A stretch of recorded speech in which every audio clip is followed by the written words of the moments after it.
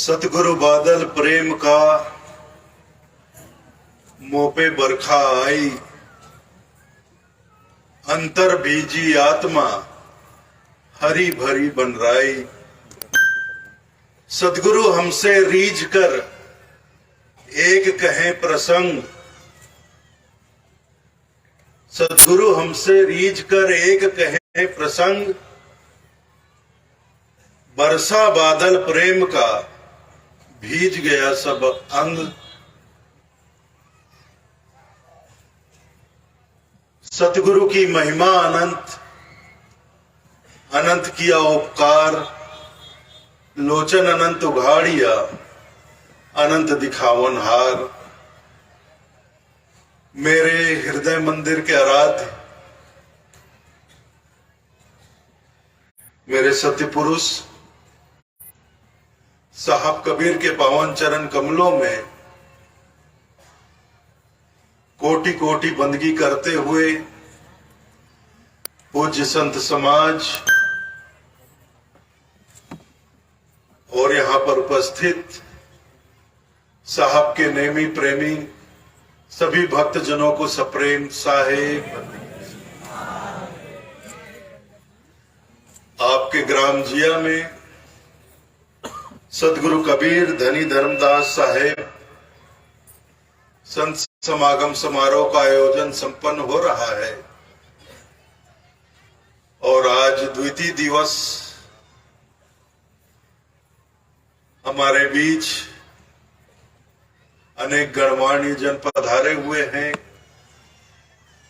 हमारे दुर्ग क्षेत्र के सांसद माननीय विजय बघेल जी, साजा के पूर्व विधायक माननीय बापना जी और जिला पंचायत सदस्य बहन शशि प्रभा जी, साथ ही और भी यहाँ कई गणमान्य जनप्रतिनिधिगण पधारे हुए हैं। मैं सभी का स्वागत करता हूं कबीर पर्व के इस समारोह में।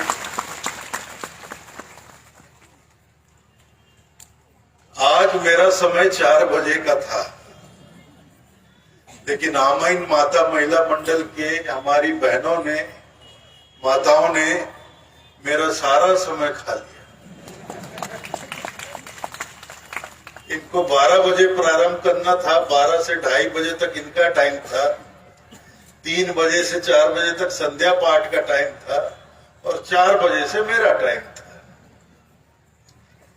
लेकिन 4 बजे तक तो यही लोग लगे रहे।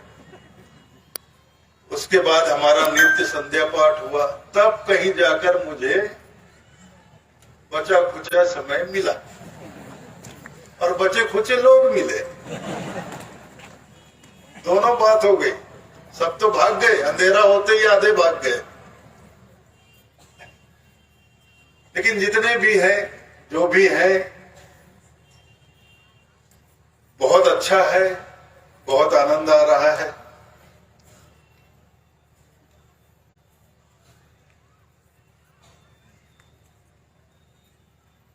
इस संत समागम में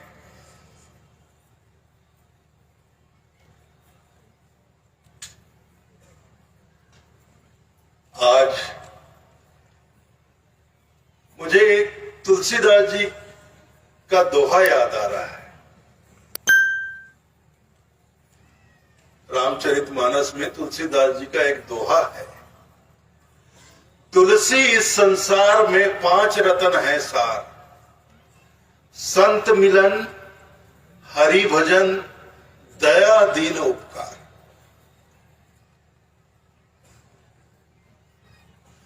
तुलसी इस संसार में 5 रतन है सार। गोस्वामी तुलसीदास जी भी एक महान संत हुए, सर्वविदित है, सब जानते हैं।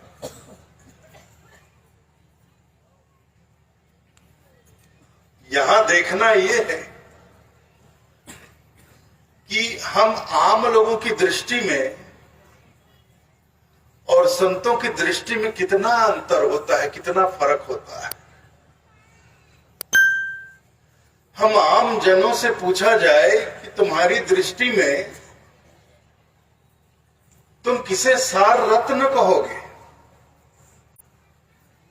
सार रत्न कौन कौन से हैं? तो हम आम लोग गिना देंगे हीरा, पन्ना, मोती,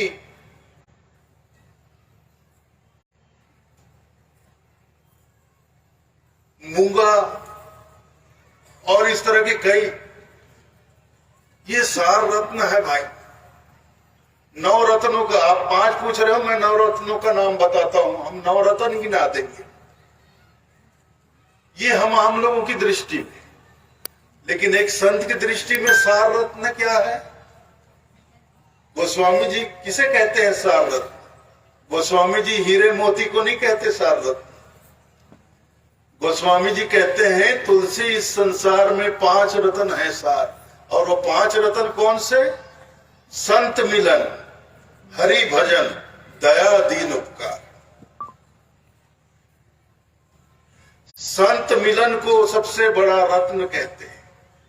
संतों से मिलन हो, संत समागम हो, तो ये जीवन में बहुत बड़े रत्न को प्राप्त करने के समान है।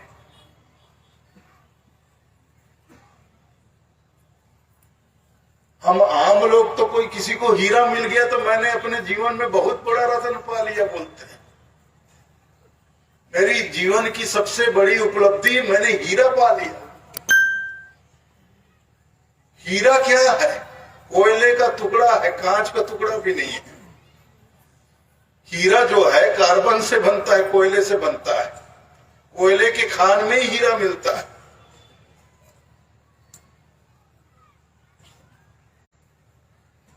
तो हम लोग कंकड़ पत्थर को सार रत्न बोलते हैं, जबकि तुलसीदास जी कहते हैं संत मिलन। संतों से मिलना हो, संत समागम हो, तो ये जीवन की बहुत बड़ी उपलब्धि है। बहुत ही कीमती रत्न हमने पा लिया, इसके समान संत मिलन। इसीलिए हमारे कबीर पंथ में हमारा जो कहीं भी कार्यक्रम होता है तो उस समारोह का नाम क्या रखा जाता है? संत समागम समारोह। समागम अर्थात मिलना, समागम करना अर्थात मिलना जुलना। तो संत समागम, कबीर पंथ में संत समागम होता है। हम ऐसा समारोह आयोजित करते हैं जिसमें संतों का आगमन हो, और संतों का आगमन हो तो संतों के दर्शन भी मिले, संतों से मिलना भी हो, उनके सानिध्य भी प्राप्त हो, उनका सानिध्य भी प्राप्त हो, उनके सत्संग का लाभ भी हमें मिले। तो मिलना, संतों से मिलना, संत मिलन। तो संत मिलन कैसे करोगे? क्या संतों को जाकर पकड़ लोगे ऐसे जैसे समधी भेंट करते हो? हमारे छत्तीसगढ़ में शादी ब्याह होता है, समधी भेंट होता है कि नहीं होता है? ऐसे समधी भेंट होता है। तो क्या ऐसे मिलन करोगे कि साधु संतों के गले पड़ जाओगे कि हम संत मिलन कर रहे हैं बोल के? संत मिलन कैसे होता है? संत मिलन होता है अपने हृदय के द्वार खोलकर संतों की शरण में बैठ जाओ और उनके मुखार बिंद से जो भी अमृत वर्षा हो उसको अंतःकरण में उतर जाने दो, हृदय में उतर जाने दो। रोको टोको मत, रोका टोकी मत करो।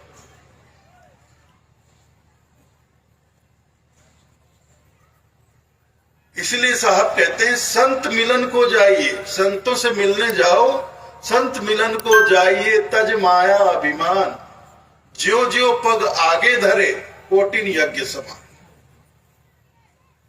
संतों से मिलने जाओ तो तज माया अभिमान, माया और अभिमान को त्याग कर जाओ। क्योंकि माया और अभिमान रूपी छतरी लेकर जाओगे तो संतों की जो अमृत वर्षा, सत्संग की अमृत वर्षा, उनकी कृपा, उनका आशीर्वाद जो बरस रहा है, उससे भीजने से वंचित रह जाओगे। वो हृदय में नहीं उतर पाएगा। जैसे बादल बरस रहा, सावन भादों में बादल बरसता है, अभी तो कल भी बरस गया था, बच गए, आज भी दिन भर बदली रही, लेकिन अभी जब मैं आ रहा था तो चंदा मामा थोड़ा थोड़ा नजर आया मुझे, तो लगता है सुबह तक बिल्कुल साफ हो जाएगा आसमान। तो बादल जब बरसता है, पानी बरसता है, तो कभी कभी मन करता है कि बरसते हुए बादल में आंगन में निकल जाऊं और इस बरसते हुए बादल में भीग कर खूब सराबोर हो जाऊं, तरबतर हो जाऊं, ऐसे झूमूं नाचूं आंगन में। बचपन में हम लोग ऐसे ही करते थे, छोटे छोटे थे ना, पानी जब बरसता था तो हम सब बच्चे आंगन में निकल के गोल गोल घूमते थे, नाचते थे और भीगते थे। तो ऐसा मन करता था और बड़े प्रसन्न होते थे, आनंदित होते थे, और बारिश में भीगते हुए गोल गोल घूमकर नाचते थे। लेकिन बादल बरस रहा है, किसी का मन कर रहा है कि मैं भीग जाऊं, मेरा तन मन सब भीग जाए, सराबोर हो जाऊं, तरबतर हो जाऊं, लेकिन वो आंगन में निकलता है छतरी तानकर या रेनकोट पहनकर या छतरी तानकर आंगन में निकलता है और खड़े खड़े शिकायत करता है, यार ये बादल, ये बारिश तो सबको भिगो रही, बस मुझे नहीं भिगो रही है। ये क्या बात हुई?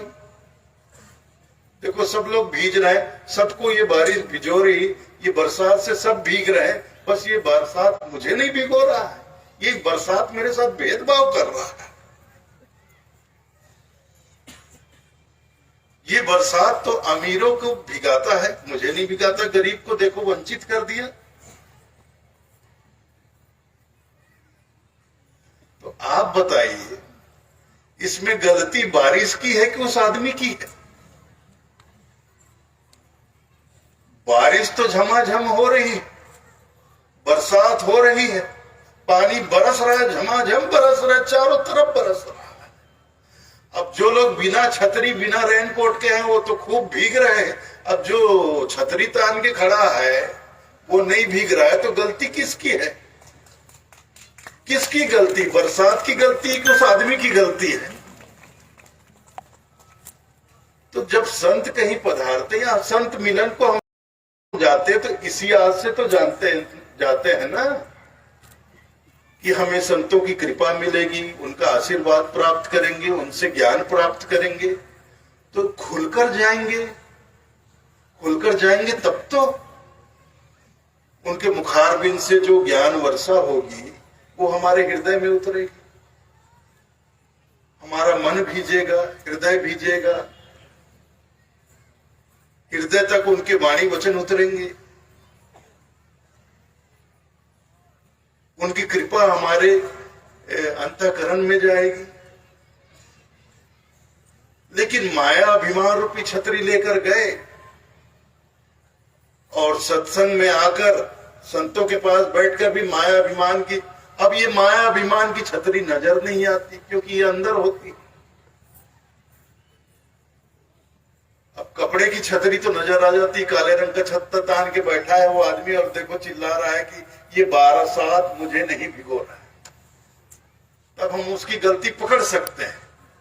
लेकिन माया अभिमान की छतरी तो नजर आंखों से नहीं आती है, तो उसकी गलती पकड़ में नहीं आती।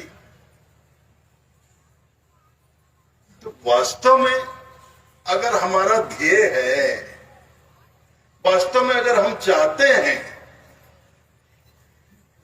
कि हम संत से मिले, संतों से मिले, उनका आशीर्वाद प्राप्त करें, उनकी कृपा को प्राप्त करें, उनके ज्ञान को प्राप्त करें, तो तज माया अभिमान, संत मिलन को जाइए, तज माया अभिमान, माया अभिमान रूपी छतरी को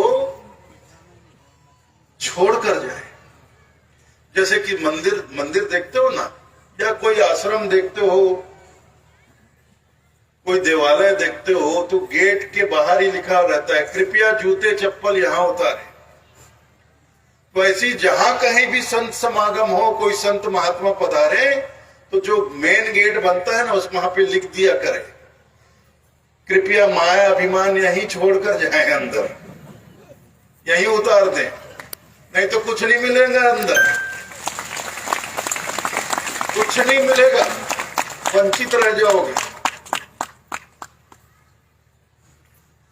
संत मिलन, संतों से मिलन क्यों?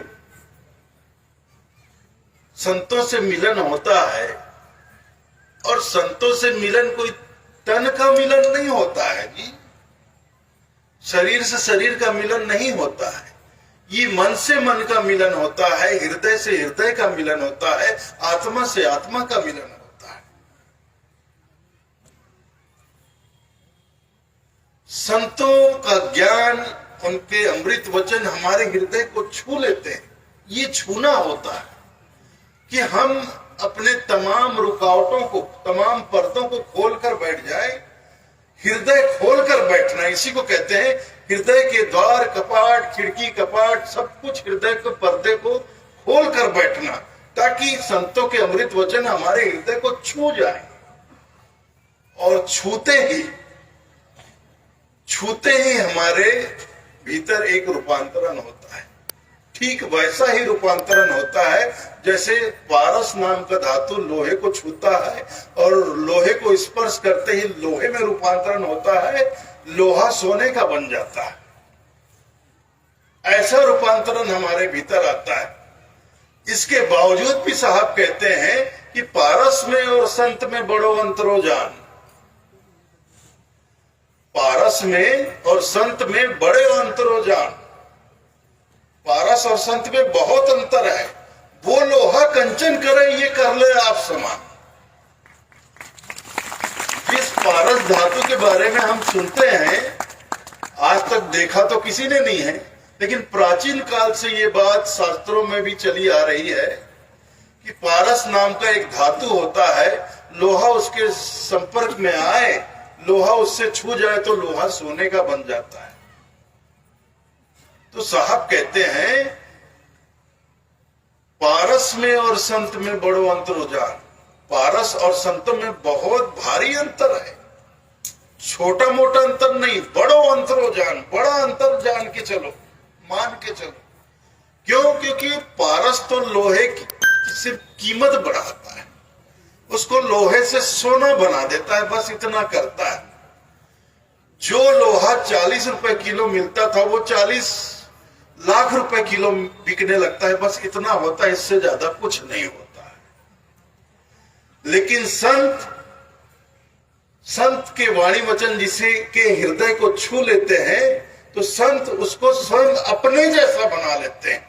वो लोहा कंचन करे, ये कर ले आप समान, संत अपने समान ही बना लेते हैं। और ये काम पारस नहीं करता। पारस लोहे को छूकर लोहे को पारस नहीं बना सकता, नहीं बनाता है, उसको अपना सारा गुण प्रदान नहीं करता। किले मैं तुझे छूकर तुझे भी पारस बना देता हूं, अब तू जाकर दूसरे लोहों को भी पारस बना, हाँ पारस बना जा, ऐसा नहीं होता। सिर्फ लोहे से सोना बनाकर उसकी थोड़ी सी कीमत बढ़ा देता है, इससे ज्यादा कुछ नहीं। लेकिन संत अपने जैसा ही बना लेते हैं। जब अपने जैसा ही बना लेते हैं तो वो आदमी संत के जैसा होकर पता नहीं और कितने लोगों को अपने जैसा बना लेता होगा। संत उसको संत ही बना देते हैं, फिर वो संत बनकर और न जाने कितने लोगों को, भटके भूले भूले भटकों को अपने जैसा संत बना लेता है। तो ये भारी अंतर।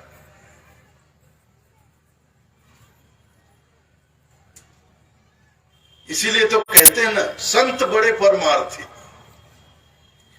संत बड़े परमार्थी, जाको शीतल अंग, तपन बुझावे और की दे दे अपन रंग।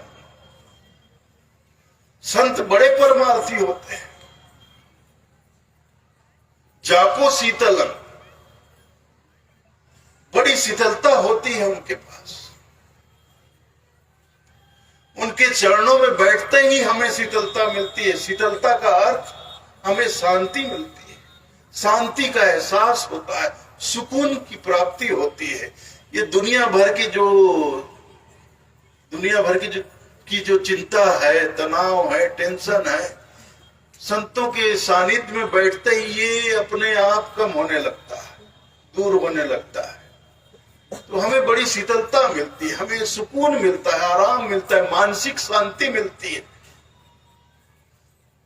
तो संत बड़े परमार्थी जाको शीतल अंग, तपन बुझावे और की। जो भी उनके शरण में आके बैठ गया उसके सारे तपन,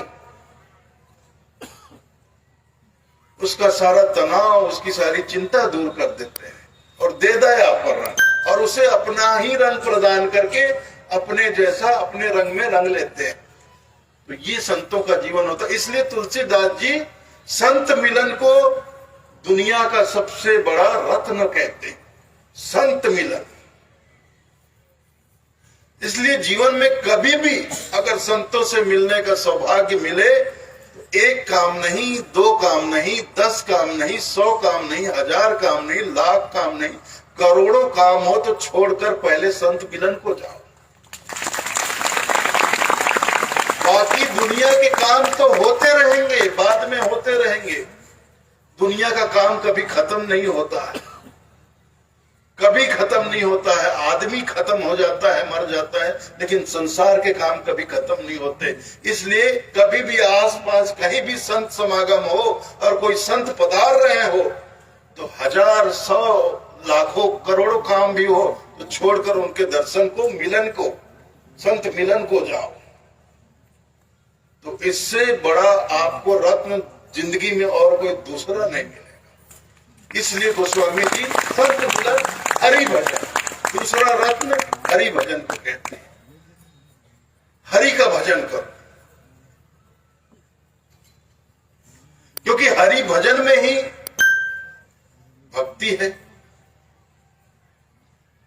भक्ति क्या है? भक्ति किसे कहते हैं? मुझे भक्ति करनी है। भक्ति कैसे करोगे? कि कोई संत महात्मा पधारे हुए तो जब वो लेटे, बैठे, सोए तो उनके बैठकर चरण दबाओ, इसको भक्ति कहोगे? कि किसी गुरुद्वारा में जाकर, किसी मठ मंदिर में जाकर वहां झाड़ू पोछा लगा दोगे, इसको भक्ति कहोगे? क्या कहोगे? किसे भक्ति कहोगे?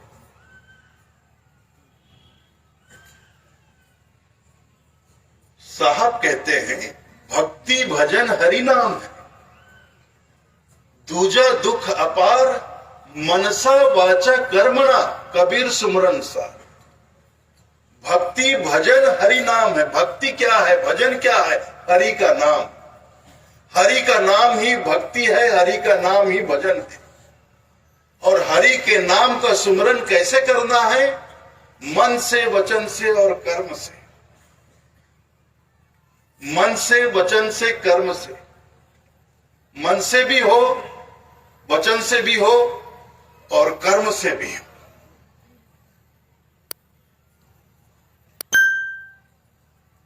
ये दूसरा रत्न गोस्वामी जी ने बतलाया, संत मिलन, हरि भजन। हरि भजन, हरि का भजन मतलब हरि के नाम का सुमिरन। हरि के नाम का सुमिरन हमें करना है। क्यों सुमिरन करना है? क्योंकि सुमिरन करके ही, नाम का सुमिरन करके ही हम इस भवसागर से पार निकल सकते हैं। दूसरा कोई और माध्यम नहीं है, दूसरा कोई और उपाय नहीं है। रामचरितमानस में गोस्वामी जी ने कहा भी है, कलयुग केवल नाम आधारा, सुमर सुमर नर। बोल दिया करो यार, आप लोग भी थोड़ा बोला करो। मैं अकेले बोलते हुए अच्छा लगता हूं क्या? आप लोग भी थोड़ा बोला करो ना। कलयुग केवल नाम आधारा, सुमर समर नर उतर ही पारा। ये भी गोस्वामी जी की वाणी है कि कलयुग केवल, केवल। साहिब की भी एक ऐसी वाणी है, पता है आपको? बिल्कुल कली में जीवन अल्प है, वेगी करो संहार, जब तप साधन ना बने केवल नाम आधार। कलयुग में जीवन बहुत थोड़ा है और वेगी करो संहार, और जितनी जल्दी आप संभल जाओ, अपने आप को संभाल लो, यही फायदे की बात है। जब तप साधन ना बने केवल नाम आधार। देखो साहब भी केवल बोल रहे हैं और गोस्वामी जी भी केवल बोल रहे हैं। और केवल शब्द का प्रयोग तभी होता है जब कोई दूसरा विकल्प ना हो। दूसरा, तीसरा, चौथा, पांचवा विकल्प अगर मौजूद हो तो केवल शब्द का प्रयोग नहीं होता है। तो यहाँ साहब भी केवल कह रहे हैं, गोस्वामी जी भी केवल कह रहे हैं। केवल नाम आधार, केवल नाम का आधार है जिसको स्मरण करके इस भवसागर से पार उतरा जा सकता है। इसलिए हरि के नाम का सुमरन को गोस्वामी जी ने दूसरा सार रत्न कहा। अब नाम सुमरन में आप नाम क्या लेते हो, किस नाम का सुमरन करते हो, इस झगड़े में आप कभी पड़ना मत कि हरि को आप किस नाम से पुकारते हो या पुकारा जाए। प्रेम भाव से अपने हरि से, अपने परमात्मा से ठीक वैसे ही प्रेम करो जैसे आप अपने बिल्कुल छोटे से, जो आपके घर में बच्चा पैदा होता है, आपका बच्चा पैदा होता है, उसका नामकरण होता है। नामकरण में किसी के द्वारा भी आप नामकरण करवाओ, पंडित जी आते हैं, पुरोहित आते हैं, या काजी मुल्ला आते हैं, या जो भी जिससे भी आप करवाते हो नाम, वो तो नामकरण कर देते हैं। कोई भी अपना ज्योतिष से अपना पंचांग देख के राशि निकालकर वो नामकरण कर देते हैं। लेकिन उस नामकरण होने के बाद भी आप उस बच्चे को उसी नाम से पुकारते हो जो नाम आपके हृदय से निकलता है। भले नाम रखने वाले ने उसका नाम रख दिया हो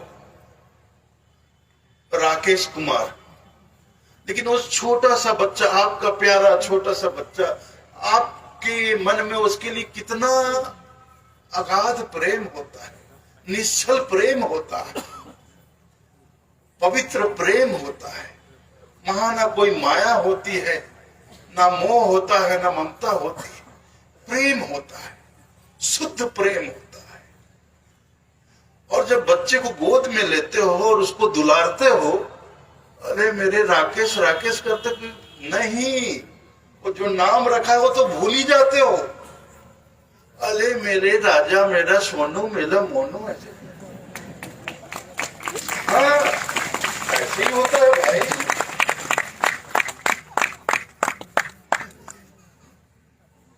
ऐसा ही होता है। तो जो आप जिस भी परमात्मा को, जिस नाम से, जिस नाम के परमात्मा को, परमात्मा तो एक ही है, अब उसके 1000 नाम है, आप जिस नाम के परमात्मा को आप सुमरन करते हो, लेकिन सुमरन नाम के झगड़े में, नाम के पकड़े में मत पड़िए।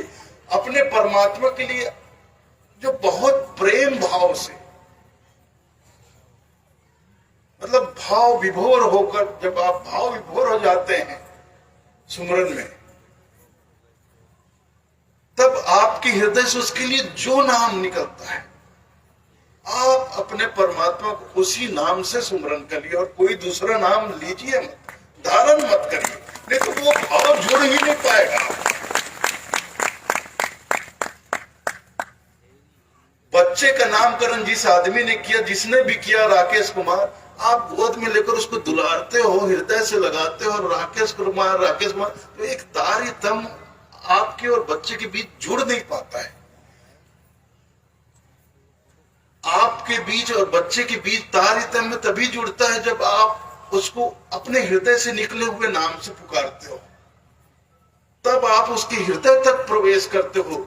आप दोनों का हृदय एक हो जाता है, आप दोनों की आत्मा एक हो जाती है, एक दूसरे को छूने लगती है। तो अपने परमात्मा को उसी नाम से पुकारो जो नाम आपके हृदय से निकले। अब देखिए, भगवान कृष्ण है, भगवान कृष्ण, लेकिन भक्तों ने इसी प्रकार भक्तों ने हृदय से, प्रेम भाव से, शुद्ध प्रेम से, भाव से, भक्ति से उनको कितने नाम से पुकार डाला। ये भी नहीं सोचा दुनिया क्या कहेगी। अरे माखन चोर भी बोल दिया, जाओ माखन चोर भी कह दिया गया, कहा गया है कि नहीं। कोई मोहन कह रहा है, कोई मनमोहन कह रहा है, ये मेरे गिरधर गोपाल, कोई गिरधर गोपाल बोल। एक कृष्ण है, उनके सैकड़ों नाम रख दिए गए।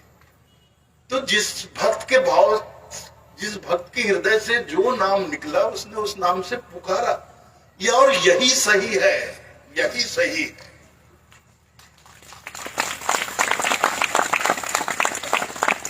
दूसरे के द्वारा दिए गए नाम से पुकारते रहो तो तार जुड़ता ही नहीं है। फिर हृदय से नाम निकले तो वही तार जाकर जुड़ता है। इसलिए हरि भजन, जब हरि भजन, हरि के नाम का सुमरन करो तो वही नाम का सुमरन करो जो आपके हृदय से उसके लिए निकले। तो ये दूसरा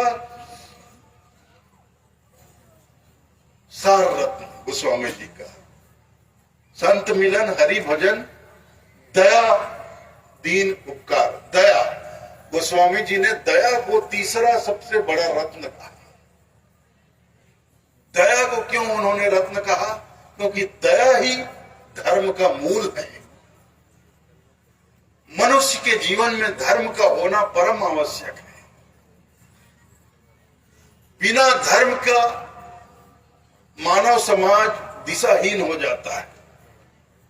जिस मानव समाज का कोई धर्म नहीं होता वह दिशाहीन होकर भटक जाता है।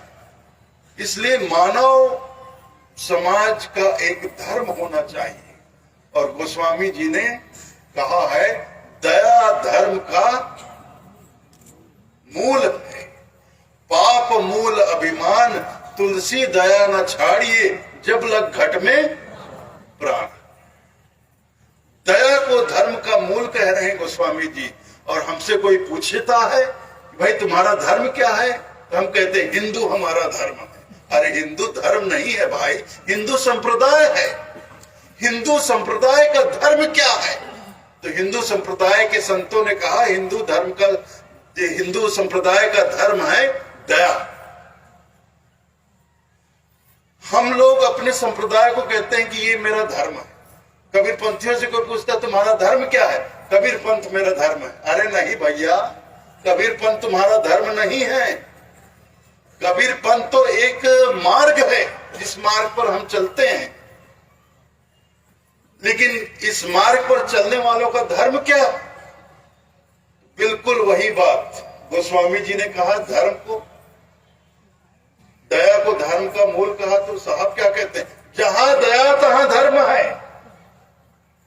जहां दया तहां धर्म है, जहां लोभ तहां पाप, जहां क्रोध तहां काल है, जहां क्षमा तहां।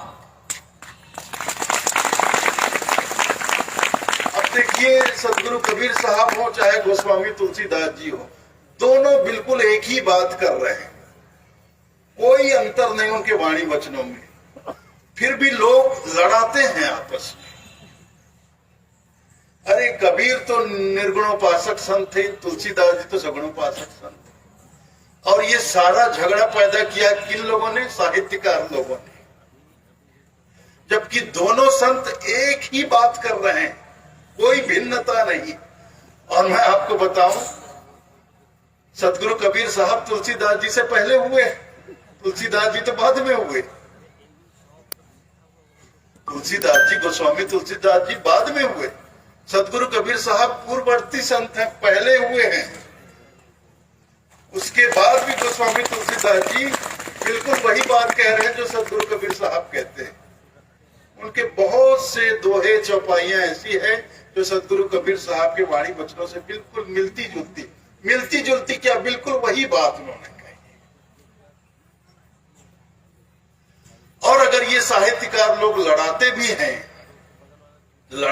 हैं कि कबीर तो निर्गुणोपासक संत थे, तुलसीदास तो सगुणोपासक संत थे, फिर तुलसीदास जी ने ये क्यों कहा, तुलसी संसार में सबसे मिलिए धाय, ना जाने किस रूप में नारायण मिल जाए।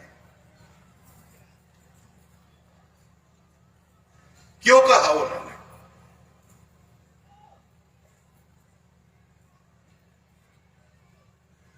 तुलसी संसार में सबसे मिलिए धाय, ना जाने किस रूप में नारायण मिल जाए। अब उनको सगुणोपासक संत कहा जा रहा है, जबकि गोस्वामी जी कह रहे हैं कि ना जाने किस रूप में नारायण मिल जाए। उनको खुद पता नहीं कि किस रूप में नारायण मिल जाएंगे, इसलिए जो वो आए उससे मिलने के लिए चल पड़ो। तुलसी संसार में सबसे मिलने जाओ, किसी को मत छोड़ो। जो भी सामने आता है उससे मिलो और बहुत प्रेम भाव से मिलो, प्रेम भाव से मिलो। क्यों? क्योंकि ना जाने किस रूप में नारायण मिल जाए। वो नारायण है, परमात्मा है, ना जाने किस रूप में हमारे सामने आकर खड़े हो जाए।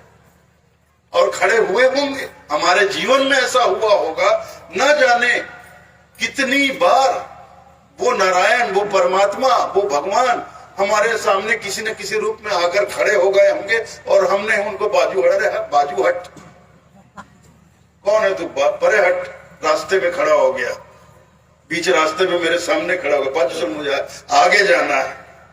हम अपने ही भगवान को किनारे करके आगे बढ़ गए होंगे, क्योंकि हमने तो धारणा बना रखी है ना, हम तो धारणाओं में जी रहे हैं ना।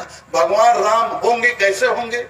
अरे तो जो 30-35 बरस पहले सीरियल आता था दूरदर्शन में, तो उसमें भगवान राम को जैसा दिखाया जाता था कि पीले वस्त्र और सोने के आभूषण, कमान, तीर कमान लिए हुए, और सीता माता साथ में, पीछे भैया लक्ष्मण और चरणों में हनुमान जी बैठे, तो वही राम का स्वरूप होगा। जब उसी तरह से हमको भगवान राम दिखेंगे तभी हम मानेंगे कि हाँ भाई ये भगवान राम। अगर भगवान राम हमसे मिलने आए और भूल से भी अपना तीर कमान घर छोड़ाए, तो हम उनको भगवान राम मानने से ही इनकार कर देंगे। भगवान कृष्ण हमसे मिलने आए और आकर हमसे कहे मैं कृष्ण हूं, तुमसे बड़ा प्रसन्न हूं, तुमसे मिलने आया।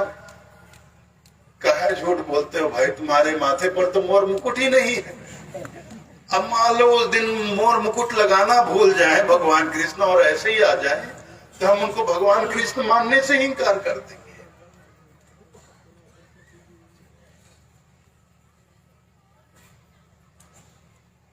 तो ऐसा नहीं होना चाहिए, धारणा बनाकर मत जियो।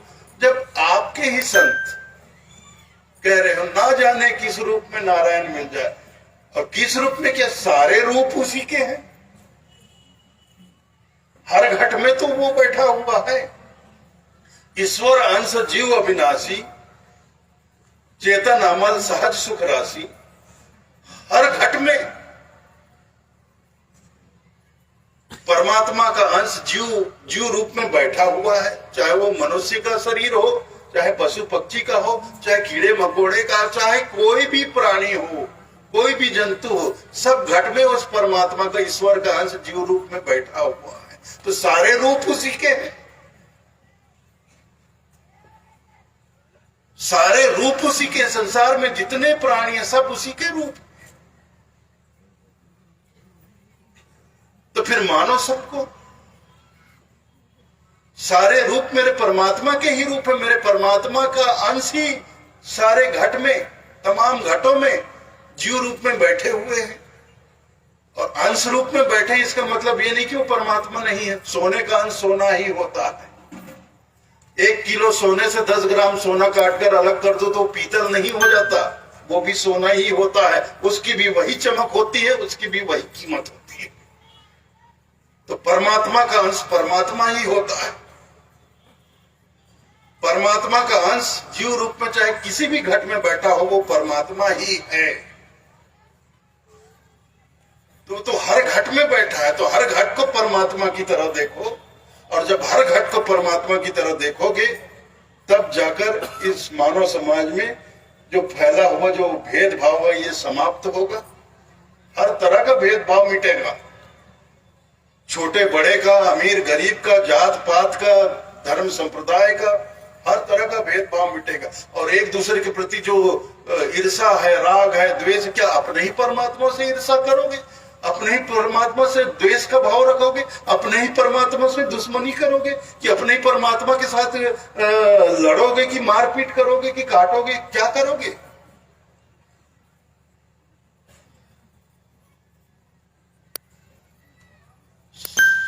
साहब तेरी साहबी सब घट रहा समाए, जो मेहंदी के पात में लाली लखी न जाए। ये साहब कहते हैं, साहब तेरी साहबी तो सब घट में समाई हुई है, जो मेहंदी के पात में लाली लखी न जाए। मेहंदी के हर पत्ते में लाली छुपी होती है, देखने से नजर नहीं आती, इन चमड़े की आंखों से नजर नहीं आती। मेहंदी का पत्ता देखो तो हरा हरा दिखता है, लेकिन हर पत्ते के अंदर लाली छुपी होती है, बसी होती है। वैसे आंखों से देखने से परमात्मा भले ही ना दिखे, लेकिन हर घट में वो परमात्मा बसा हुआ है। सब घट मेरा साइया सुनी सेज ना कोय, बलिहारी ता घट की जा घट पर घट। और बलिहारी वह घट की है जो इस भाव को समझ लेता है, जान जाता है इस हर घट में मेरा परमात्मा जीव रूप में बैठा हुआ है। और ये जानकर वो हर घट को परमात्मा की तरह पूजने लगता है, हर घट को परमात्मा की तरह प्रेम, अपने परमात्मा की तरह प्रेम करने लगता है कि यही तो परमात्मा। परमात्मा कहाँ है? यत्र तत्र सर्वत्र, जिधर देखता हूं उधर परमात्मा ही है, दूसरा कुछ है ही नहीं। साहेब कहते हैं, दुई दुई लोचन पेखा, हरि बिन और न देखा, मेरे नैन रहे रंगुराई, जब बेगल कछु कहा न जाए। हमारा भरम राव भाव भागा, जब राम नाम चित लागा। साहब कहते हैं, दुई दुई लोचन पेखा, मैंने खूब इस संसार को दोनों आंखों से ढूंढ ढूंढ कर, खोज खोज कर देखा। दुई दुई लोचन पेखा, खूब देखा, घूम घूम कर देखा, हरि बिन और होना देखा। हरि के अलावा मैंने दूसरा किसी को देखा ही नहीं। मेरे नैन रहे रमणाई, बेगल कछु कहा ना जाए। हमारा भरम राव भव भागा, जब राम नाम चित लागा। मेरे मन का भरम तो उस दिन भागा जब राम नाम से मेरा चित्त लगा, मेरा हृदय जुड़ा। राम नाम को, ईश्वर के नाम को, हरि के नाम को मैंने हृदय में धारण किया। उस दिन मेरे मन का सारा भरम दूर हो गया और मुझे सर्वत्र लाली मेरे लाल की, जित देखूं तित लाल। और लाली देखन मैं गई तो मैं भी हो गई लाल।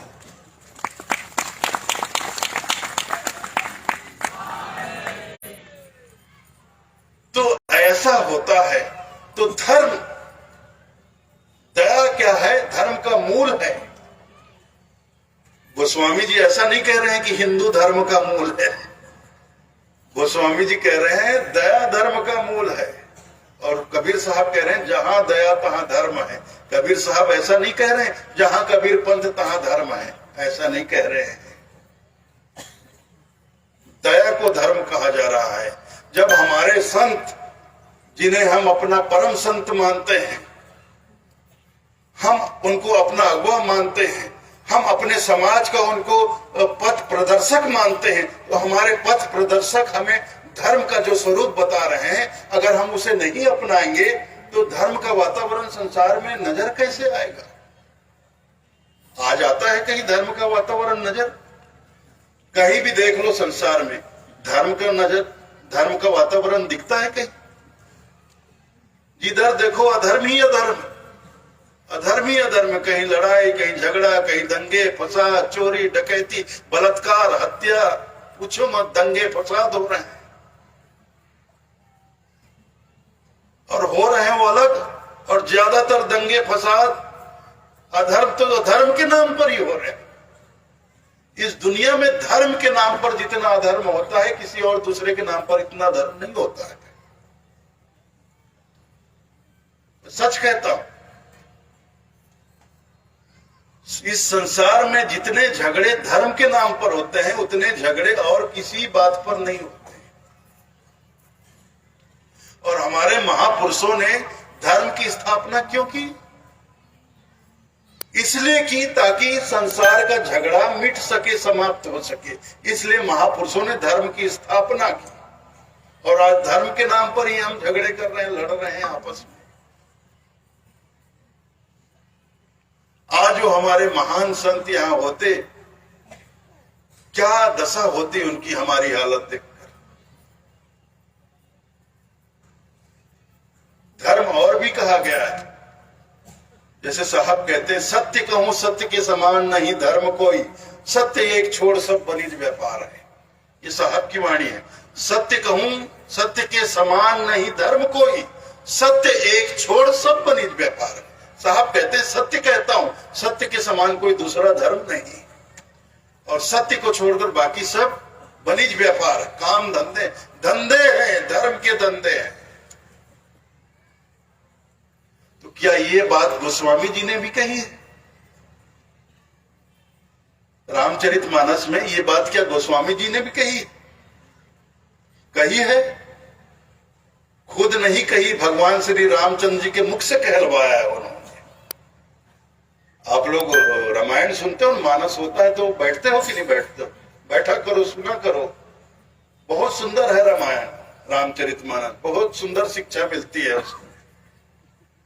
तुलसीदास जी ने भगवान श्री रामचंद्र जी से के मुख से कहलवाया है, धर्म न दूसर, बोलो ना यार, जानते हो सब, धर्म न दूसर सत्य समाना, आगम निगम पुराण बखाना। भगवान राम कह रहे हैं, सत्य के समान कोई दूसरा धर्म नहीं है, और यही बात कबीर साहब कह रहे हैं। तो क्यों भाई, क्यों इतना भेदभाव है कबीर पंथियों में और राम नामियों में? क्यों इतना भेद रखते हो आपस में? चाहे कबीर साहब हो, चाहे तुलसीदास जी हो, एक ही बात तो कर रहे हैं भाई, कोई भिन्न भिन्न बात तो कर ही नहीं रहे हैं। किस बात का भेदभाव है आप लोगों में आपस में? मुझे तो समझ में नहीं आता भाई। तो सत्य धर्म है, दया धर्म है, और हमारे देश में कहा गया है अहिंसा परमो धर्म। जैनियों के जो तीर्थंकर हुए, उन्होंने कहा अहिंसा परमो धर्म, अहिंसा को परम धर्म कहा गया है। लेकिन हम रोज हिंसा कर रहे हैं, हिंसा करे चले जा रहे हैं। कभी वचन से, मन से, वचन से, कर्म, हर तरह से हिंसा। किसी के प्रति बुरा सोचना, गलत सोचना, ये भी एक हिंसा है। किसी को बुरा ऐसे ही वाणी बोलना जिससे सामने वाले का दिल दुख जाए, ये भी एक हिंसा है। वचन से हिंसा और कर्म से भी हिंसा हम करते हैं, जबकि कहा जा रहा है अहिंसा परमो धर्म। अहिंसा परम धर्म है। अहिंसा को अपनाओ, दया को अपनाओ, सत्य को अपनाओ। इसको अपनाना, दया मतलब धर्म को धारण करना हुआ, अपनाना मतलब धारण करना। धर्म किसी मंदिर मस्जिद में नहीं है भाई, धर्म किसी मंदिर मस्जिद में नहीं है। धर्म को तो धारण किया जाता है। धर्म हमारा स्वभाव होना चाहिए। मंदिर मस्जिद तो हमारे आस्था का केंद्र है, ठीक है। हमने पूजा पाठ के लिए हर जगह, हर समाज में पूजा पाठ के लिए एक स्थान बनाया जाता है, अपने संस्कृति के अनुसार उसका ढांचा बना दिया जाता है। वहां बैठकर हम पाठ करते हैं, पूजा करते हैं, यज्ञ करते हैं, हवन, वो अलग बात है। लेकिन धर्म वो जिसे धारण किया जाए, अपने स्वभाव में लाया जाए, वो धर्म होता है। तो दया, इसलिए दया को गोस्वामी जी ने इसलिए सार रत्न कहा, क्योंकि वो परम धर्म है। दया धर्म का मूल है। मूल अर्थात जड़ है। जड़ हिल गया तो धर्म का वृक्ष ही गिर जाएगा। तो हम, अगर हमारे महापुरुष ने दया को धर्म का मूल कहा है, तो उनके फॉलोअर्स जो हैं, उनके पथ पर चलने वाले जो लोग हैं, उनका ये कर्तव्य बनता है कि हम अपने धर्म की जड़ को मजबूत करें। इतना मजबूत करे कि दुनिया की तेज से तेज, भयंकर से भयंकर आंधी भी हमारे धर्म के वृक्ष को गिरा ना सके, हिला ना सके, ऐसा मजबूत करे। लेकिन हम ऐसे हैं कि अपने धर्म की जड़ खुद खोदने में लगे हुए हैं। हम लोग ऐसे इस तरह के पागल हैं। तो ऐसा नहीं करना है। तो देखिए, अपने संत के वाणियों को पहचानिए, समझिए। ये कंकड़ पत्थर के पीछे मत भागिए कि ये सार रतन है। आपके संत ने किसे सार रतन कहा, उसको जानिए, समझिए। और इन खास तमाम जो 5 रतन बताए हैं संत तुलसीदास जी ने, उसको धारण करिए, उसको प्राप्त करने का प्रयास करिए। हीरे मोती के पीछे मत भागिए। तो दया, संत मिलन हरि भजन, दया, दीन उपकार, दीनता का भाव, दीन भाव होना चाहिए, दीनता का भाव होना चाहिए। दीनता का भाव होना चाहिए अर्थात अहंकार रहित होना चाहिए। हमारे अंदर तनिक भी अहंकार नहीं होना चाहिए। जो जितना दीनहीन अधीन होकर रहेगा वह उतना ही ज्यादा परमात्मा के चरणों के करीब होगा, और जो जितना अधिक अहंकार में डूबेगा वह परमात्मा से उतना ही दूर होता चला जाएगा। अहंकार हमें परमात्मा से दूर करता है और आखिर में एक दिन डुबा भी देता है। अहंकार में आप देखिए, पोथी पुराण पढ़ लीजिए, इतिहास देखिए, अहंकार में कैसे कैसे सूरवीर अहंकार के कारण डूब गए, खत्म हो गए, नष्ट हो गए, समूल नष्ट हो गए, उनका कोई नामो निशान नहीं बचा। तो अगर डूबना है तो अहंकार को पाल लीजिए, कोई हर्जा नहीं है। आपको डूबना है तो पाल लो, लेकिन परमात्मा के चरणों के करीब करीब करीब और करीब, इतने करीब कि परमात्मा हमें तार ही दे, पार लगा ही दे, इतने करीब होना चाहते हो तो दीनता को, दीन हो जाओ, दीनहीन, दीन अधीन, अधीन हो जाना, मालिक के अधीन हो जाना, परमात्मा के अधीन हो जाना, भगवान के अधीन हो जाना।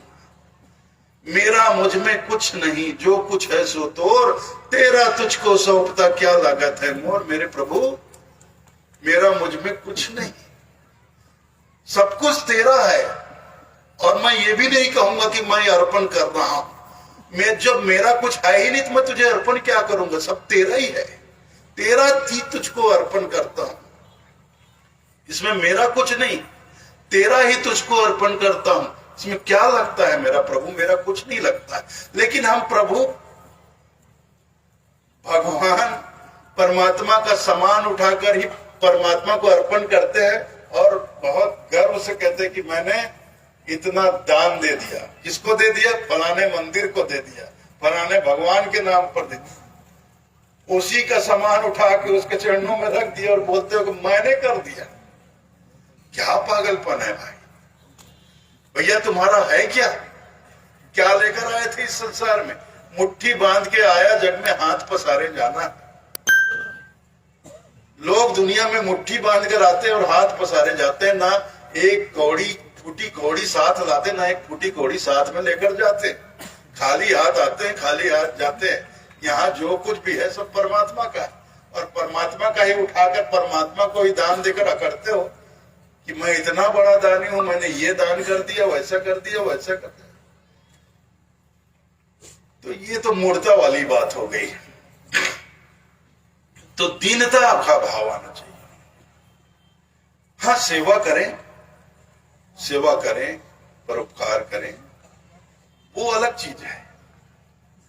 लेकिन ये जो कुछ करके अहंकार को पालना, ये बहुत मतलब।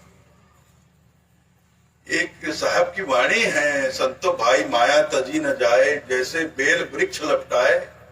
काम तजे तो क्रोध न छूटे, क्रोध तजे तो लोभा, लोभ तजे तो आशा मांडे मान बढ़ाई।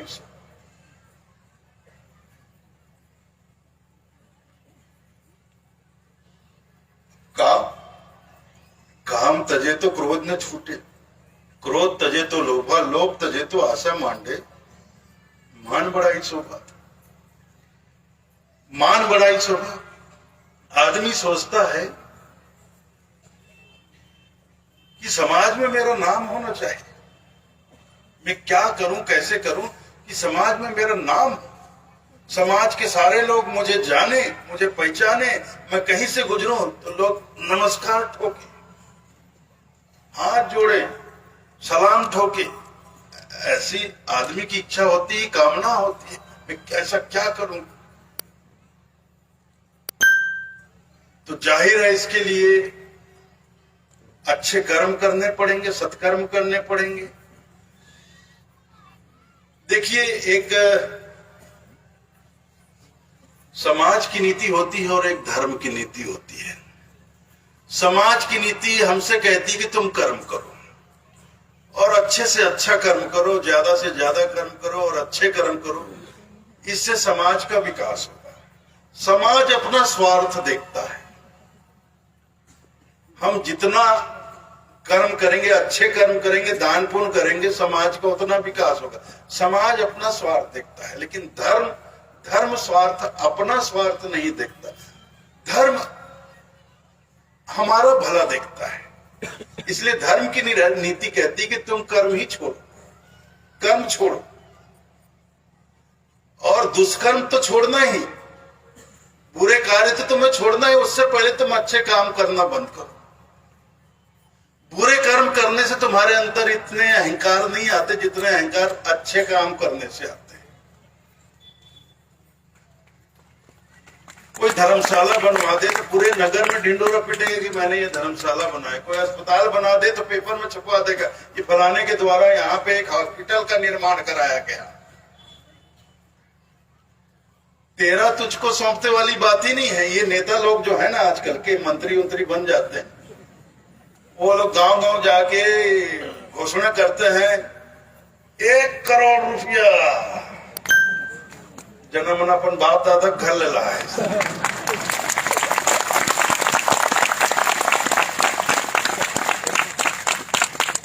तो हर गांव में हाई स्कूल बना हूं, हाँ, अपन मामा घर लाख बनाबे, हमारे पैसा मत बनाबे, और काखर पैसा बनाबे। जनते के पैसा ला जनते देवा था, वैसे दहाड़ा थे मंच में खड़े होके, मैं ऐसा कर दूं, ऐसा कर दूं, ये कर दूं, वो कर दूं, देख तो गांव में ये बना दे, मैं बना दे, मैं बना दे। कुछ नहीं बनाया, बेवकूफ भर बनावा सकता है।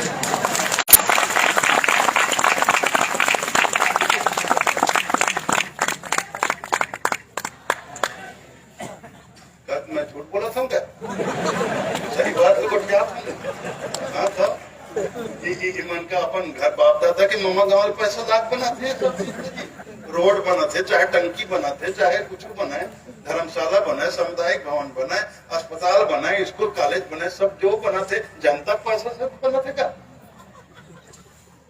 तो जनता का पैसा जनता को ही आप रिटर्न कर रहे हैं, तो उसको बोलते मैंने किया। अब देखो, जनता का पैसा है, सब सारा पैसा जनता का, और जनता के लिए बना रहे हैं, लेकिन उसमें पत्थर लगाएंगे अपने नाम का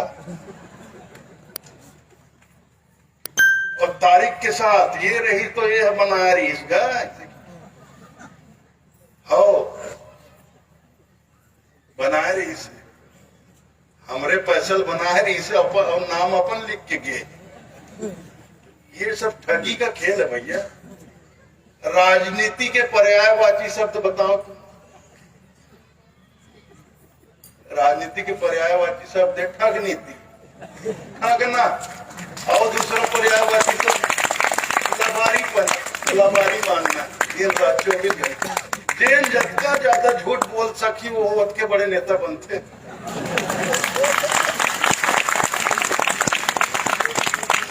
एकदम लगातार बिना रुके जतका ज्यादा झूठ बोल सके तो उतके बड़े पद में पहुंचते हो, बड़े नेता बनते।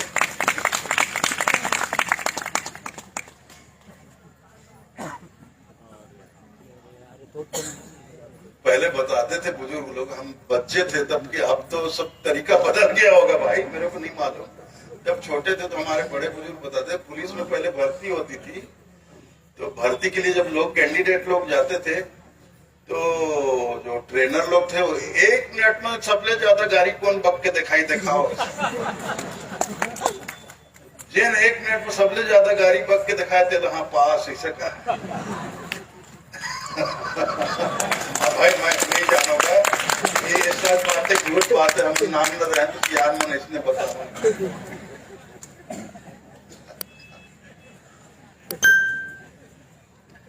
क्या बता, तो दीनहीन, दीनता का भाव चाहिए भैया।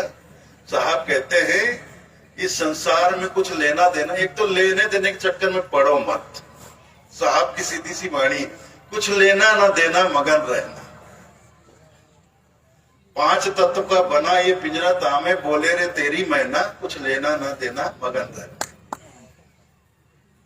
टूटी नैया गहरी नदियां नाव पुरानी, खेवटिया से मिले रहना, कुछ लेना ना देना मगन रहना। कहत कबीर सुनो भाई साधु, गुरु के चरण में लिपट रहना, कुछ लेना ना देना मगन रहना। ये तो साहब की वाणी है। संसार में आए हो तो लेने देने के चक्कर में मत पड़ो, जितने लेने देने के चक्कर में पड़ोगे उतने फंसोगे।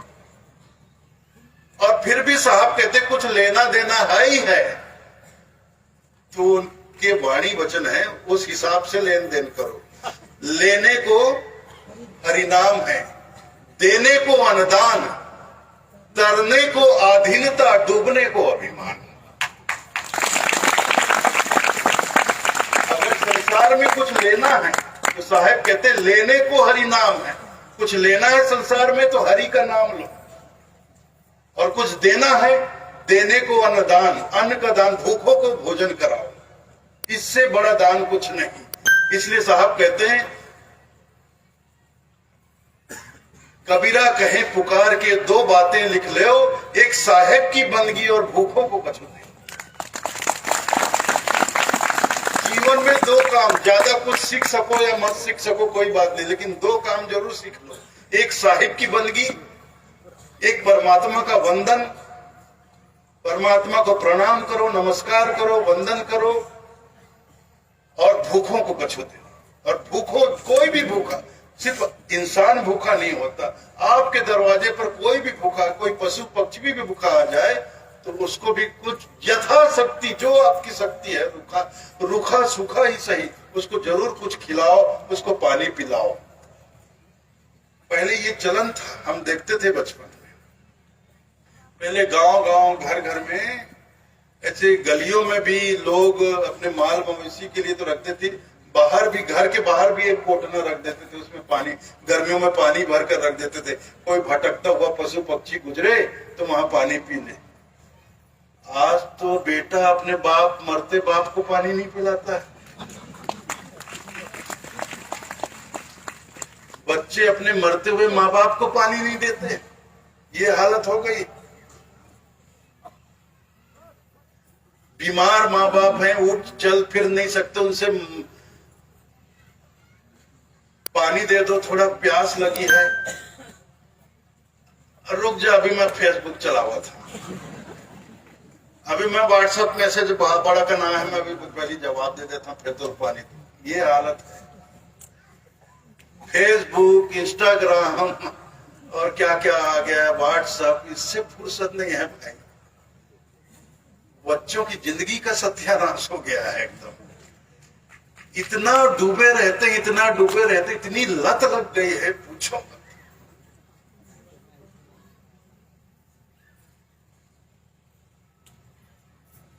इतना समय ये खा रहा है तुम्हारा सोशल मीडिया, हमारा जीवन बर्बाद कर रहा है। मैं ये नहीं कहता कि मत चलाओ, मैं ये भी नहीं कहता कि ये सब बुरी चीजें हैं, ये भी उपयोगी चीजें हैं, अच्छी चीजें हैं, अच्छे, इससे भी अच्छे काम हो सकते हैं, हम सबके संपर्क में रह सकते। पहले संपर्क ही नहीं होता था भाई, जिसके पास टेलीफोन, जिसके घर में होता था, वो जिसके घर में टेलीफोन हो उससे बातचीत कर लेता था। आम लोग तो दूर ही रहते थे, कभी मिलना जुलना हो तभी बातचीत होती थी। अब हर आदमी के जेब में मोबाइल है, तो हम सब प्रतिदिन हर पल एक दूसरे के कनेक्शन में हैं। कोई भी बात बोलना हो, बताना हो, संदेशा पहुंचाना है, एक सेकेंड में बात यहां से वहां, वहां से वहां, जंगल में आग की तरह फैल जाती है। अच्छी बात भी फैल जाती है और गलत बात भी फैल जाती है। अफवाह भी इसी तरह फैला दिया जाता है। कोई अच्छी बात फैला दी जाती है, इसमें तो कोई बुराई नहीं, लेकिन अफवाह भी ऐसे फैला दिया जाता है, फिर माहौल तनावपूर्ण हो जाता है, झगड़े का माहौल बन जाता है, दंगे फसाद हो जाते हैं। सिर्फ अफवाह में हुआ कुछ नहीं है, अफवाह में दंगे फसाद हो जाते हैं। तो देखिए, विज्ञान का ये खेल है। विज्ञान ने जो भी आविष्कार किया उसका सकारात्मक उपयोग भी हुआ, तो उसके साथ साथ नकारात्मक उपयोग भी हुआ। अब ये तो पूरे ब्रह्मांड का सिद्धांत है भाई। धन है तो ऋण है, नॉर्थ है तो साउथ है, नॉर्थ पोल है तो साउथ पोल है, अपोजिट तो होगा ही। यही तो बैलेंस है। ये बैलेंस हटे कि सब बिखर जाएगा, इसी से बैलेंस बना हुआ है। लेकिन हमें समझदार होना चाहिए, मानव समझदार, समाज को समझदार होना चाहिए कि हमारे लिए, हमारे समाज के लिए, हमारे परिवार के लिए क्या सही है, क्या गलत है। तो उचित अनुचित देखकर हमें काम करना चाहिए। तो दीनता का भाव, दीन, संत मिलन, हरि भजन, दया, दीन, दीन दीन होकर रहना, उसी को मैं बता रहा हूं ना। साहेब के वचन है कि इस संसार में कुछ लेना देना है तो बस यही है, लेने को हरिनाम, देने को अनुदान, तरने को अधीनता। अधीन हो जाओ, अपने मालिक के चरणों में अधीन हो जाओ, दीन हो जाओ, लीन हो जाओ, तो तर जाओगे। और डूबने को अभिमान, और डूबना चाहते हो तो अभिमानी तो हम ही हैं, अहंकारी तो हम ही हैं, दम्भी तो हम ही हैं, और ज्यादा हवा भर दो, और ज्यादा ऊपर उड़े। तो अभिमानी अहंकारी व्यक्ति को तो डूबना निश्चित ही, निश्चित डूबेगा। तो ये गोस्वामी जी का बताया हुआ चौथा सार रत्न दीन, दीनता का भाव, और अंतिम उन्होंने जो बताया पांचवा रत्न दया, दीन, उपकार, उपकार करना। उपकार किसे कहा जाता है? जैसे कोई बहुत निर्धन व्यक्ति हो, कोई बहुत असहाय प्राणी हो, प्राणी कोई भी प्राणी हो, पशु पक्षी कोई भी प्राणी हो, असहाय है, बीमार है, या उसको बहुत चोट लग गई है, वो पीड़ा से तड़प रहा है, मरने वाला, मर रहा है, को चोट लगी है, मर रहा है, बीमार पड़ा है, मर रहा है, लेकिन उसके पास अपना इलाज करने के लिए धन नहीं है, डॉक्टर के पास पहुंचने, अस्पताल तक जाने की उसकी हिम्मत नहीं, इतना सक्षम नहीं, इतना समर्थ नहीं है कि अपने पैर पर वो अस्पताल तक पहुंच जाए। वैसे समय पर उस अक्षम, असमर्थ प्राणी की सेवा करना, उसका साथ देना ही परोपकार होता है कि भाई तू बहुत बीमार है, तू चल फिर नहीं पा रहा है, तू डॉक्टर के पास नहीं जा पा रहा, तू अस्पताल तक नहीं पहुंच पा रहा है, चल मैं तुझे अस्पताल तक पहुंचाता हूं। ऐसे समय पर उसे सहारा देकर अस्पताल तक ले जाओ, डॉक्टर को दिखाओ, जांच करवाओ, जांच करवा के उसको दवा दारू दिलवाओ, और कुछ दिन तो सही, हफ्ता 10 दिन थोड़ा ठीक हो जाए, उसका थोड़ा ध्यान रखो। यही तो उपकार है भाई। और उपकार किसको कहते हैं? और उपकार किसे कहा जाता है? यही तो उपकार है। गांधी जी करते थे उस जमाने में। 1948 में तो गांधी जी की हत्या हो गई थी, उससे पहले कुष्ठ रोगियों की सेवा करते थे। उस समय में कुष्ठ रोग का इलाज नहीं था। जिसे कोढ़ हुआ हो, कोढ़ी लोगों से लोग दूर भागते। गांव में किसी को कोढ़ हो जाता था तो गांव के बाहर उसको निकाल दिया जाता था। एक तो टीबी के पेशेंट को, उस जमाने का ऐसा सिस्टम था भाई, बताते हैं बुजुर्ग लोग, कि हर गांव के बाहर दूर एक झोपड़ी बनाकर रखी जाती थी। अगर गांव में किसी को टीबी हो जाए, किसी को कोढ़ हो जाए, तो उसको वहां अकेले छोड़ दिया जाता था और गांव से उसके लिए सवेरे शाम भोजन जाता था, वो भी बहुत दूर उसको रख के लोग वापस, कोई आदमी वापस आ जाता था, वो आदमी वहां से आकर अपना भोजन ले जाता था, खा के तो वापस बर्तन वहां रख देता था। फिर दूसरे दिन यहाँ गांव से कोई जाता तो उसके बर्तन में डाल के दूर से ही लौटा था, ऐसा होता था। फिर मरते तक उसको गांव के बाहर अकेले तड़प तड़प कर मरना पड़ता था। ऐसे समय पर गांधी जी कुष्ठ रोगियों की सेवा करते थे अपने हाथों से। कोढ़ियों के कुष्ठ रोग जहां होता, घाव गलने लगता है, शरीर गलने लगता है, अपने हाथों से वो उनका घाव साफ करते थे, मलहम लगाते थे। और उस समय बोलते हैं कि एक मोगरे का तेल, पुराने जमाने में कोढ़ हो जाता था तो मोगरे का तेल लगाया जाता था, उसमें बहुत राहत मिलती थी। मोगरे का फूल का तेल लगाया जाता था। तो गांधी जी इस तरह से, ये उपकार है। अब कोई यार इसको थोड़ी उपकार कहोगे, इसको सेवा, इसको उपकार अर्थात सेवा का भाव, सेवा, इसको थोड़ी सेवा। कोई हट्टा कट्टा पहलवान टाइप का आदमी है, अच्छा है, चंगा है, अच्छा भला है, लेकिन तुम उसको आदर देते हो, मान देते हो, उसको मानते हो कि भाई मैं इसको अपना उस्ताद मानता हूं, मैं इसको अपना गुरु मानता हूं, और उसको कोई कष्ट नहीं, अच्छा खासा तड़ंग आदमी है, गुरुदेव मैं आपकी सेवा करना, थोड़ा पैर दबा दो। अरे क्या उसका पैर दबाओगे भाई? कोई बीमार हार्ट हो, किसी को तकलीफ हो, पैरों में दर्द हो, शरीर में दर्द हो, ऐसा कोई मिले तो उसके चरण दबाओ, थोड़ा हाथ पैर दबा दो, तो वो वास्तव में सेवा है।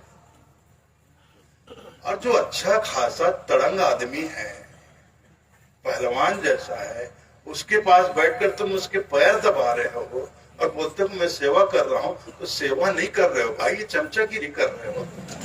समझो इस बात को। इसको सेवा नहीं कहते, इसको चमचागिरी कहा जाता है, इसको चापलूसी कहा जाता है।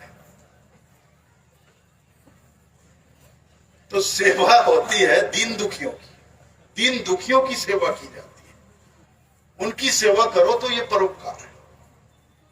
तो जीवन में परोपकार होता है। अब जैसे ये जिया गांव है, ठीक है, कितनी आबादी है? लगभग कितनी आबादी है? 3000 आबादी है। तो 3000 की आबादी, तो यहाँ हर आदमी संपन्न तो होगा नहीं, कोई बहुत ही निर्धन व्यक्ति भी होगा, बहुत निर्धन व्यक्ति होगा जो रोजी मजदूरी करके अपना पेट पालता होगा। आज कमाया आज खाया, कल कमाया कल खाएंगे वाली हालत में भी लोग होंगे। और वो आदमी बीमार पड़ जाए, वो आदमी बीमार पड़ जाए, बीमार पड़ेगा तो काम नहीं कर पाएगा, काम नहीं करेगा तो उस दिन उसकी रोटी नहीं आएगी, उसके लिए भोजन नहीं, उसको भूखा सोना, एक तो बीमार, ऊपर से उसको खाना नहीं मिल रहा, दवाई नहीं मिल रही, बीमार। लेकिन 3000 की आबादी में कोई भी जाकर उसकी सुध नहीं लेता है, तो इस गांव को क्या आदर्श गांव कहोगे आप? बोलो मेरे को बताओ, आदर्श पंचायत कहोगे कि आदर्श गांव कहोगे आप? 3000 लोग रहते हैं, 3000 लोगों के बीच एक आदमी असहाय है, असमर्थ है, निर्धन है, उसके पास धन नहीं है, खाने पीने को नहीं है, वो बीमार है, एक तो बीमारी से तड़प रहा है, ऊपर से भूख से तड़प रहा है, और 3000 की आबादी में कोई भी उसकी सुध नहीं ले रहा है। तो क्या जिया गांव को आदर्श गांव कहोगे कि आदर्श पंचायत कहोगे? कैसे कहोगे मुझे बताओ आप? क्या 3000 लोग एक निर्धन एक अक्षम असमर्थ व्यक्ति के लिए इतना नहीं कर सकते कि हमारे ही गांव का, किसी दूसरे गांव का, हमारे ही गांव का, और हमारी जो सेवा करता, हमारे घर में काम करता था, हमारे लिए काम करता था, खून पसीना बहा के काम करता था, आज वो आदमी बीमार है, उसके पास दवा दारू नहीं, खाने को भोजन नहीं, वो आदमी बीमार पड़ा है, तड़प रहा है, और मैं अपने घर पर मस्त बैठा होकर टेलीविजन देख रहा हूं। उसने हमारी इतनी सेवा की, हमारे लिए इतना काम किया, हमारे लिए खून पसीना बहाया, गवाया। आज उसको मेरी जरूरत है, चलकर मैं आज उसकी थोड़ी सेवा करूं, मदद करूं, उसका साथ दूं, फिर मानवता भी फिर अगर ऐसा भी निकल फिर मानवता भी किसे कहो क्या? ये भी सोचने वाली बात। फिर मानवता क्या है? मानवता किसे कहा जाएगा? फिर हम अपने समाज को मानव समाज कैसे कहेंगे? ये प्रश्न भी पैदा होता है।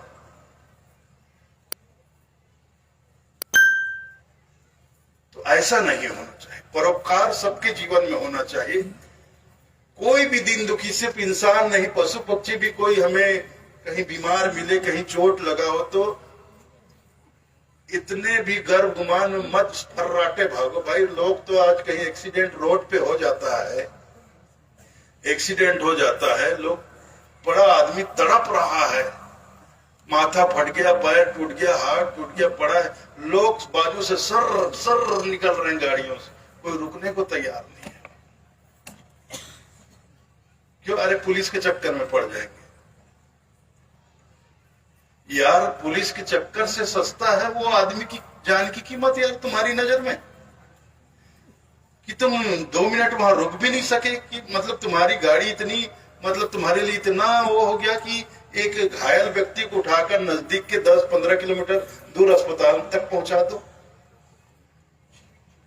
फिर तुम कुछ भी हो सकते हो, कम से कम इंसान नहीं हो सकते। अगर इतनी भी इंसानियत नहीं है तो फिर इंसान कैसे भाई?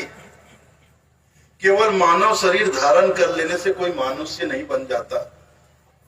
जब तक हमारे अंदर मानवता नहीं होगी हम किसी अर्थ में मानव नहीं। जब तक हमारे भीतर इंसानियत नहीं होगी हम किसी अर्थ में इंसान नहीं। तो ये परोपकार जो है ये एक मानवीय गुण है। अगर हम मानव हैं तो ये गुण हमारे भीतर होना चाहिए, होना चाहिए, तभी हम मानव कहलाने योग्य होंगे, अन्यथा नहीं होंगे।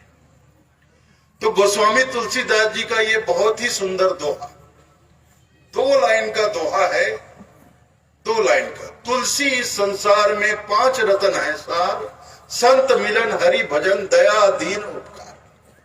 लेकिन इस 2 लाइन के दोहे में न जाने कितने शास्त्र और पुराण समाये हुए।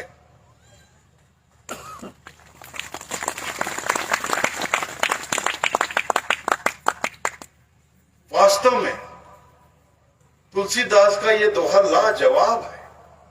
इस एक दोहे को भी अगर आप क्या, मैं खुद, हम सब इस तुलसीदास जी के 2 लाइन के दोहे को हम आत्मसात कर ले तो हमारे जीवन का उद्धार हो जाएगा। तो मैं और ज्यादा अधिक समय आपका न लेते हुए आपसे यही कहूंगा कि आज इस संत समागम का दूसरा दिवस भी अब समापन की ओर है। कल उस पूर्णिमा है, हम कबीरपंथियों के लिए व्रत का दिन है। तो सुबह प्रातः काल में यहाँ गुरु महिमा के साथ साथ पुनः महत्तम पाठ भी होगा, फिर भजन कीर्तन भी होगा। उसके उपरांत दोपहर में आपने जो महायज्ञ एकोत्री आरती का आयोजन रखा है वो यज्ञ संपन्न होगा। आप हम सब उस एकोत्री आरती का आनंद प्राप्त करेंगे। आप लोगों ने मेरी बातें ध्यान पूर्वक सुनी, प्रेम पूर्वक सुनी। मैं आप सभी लोगों के हृदय से आभारी हूँ। इतना ही कहकर आज्ञा चाहूंगा। साहेब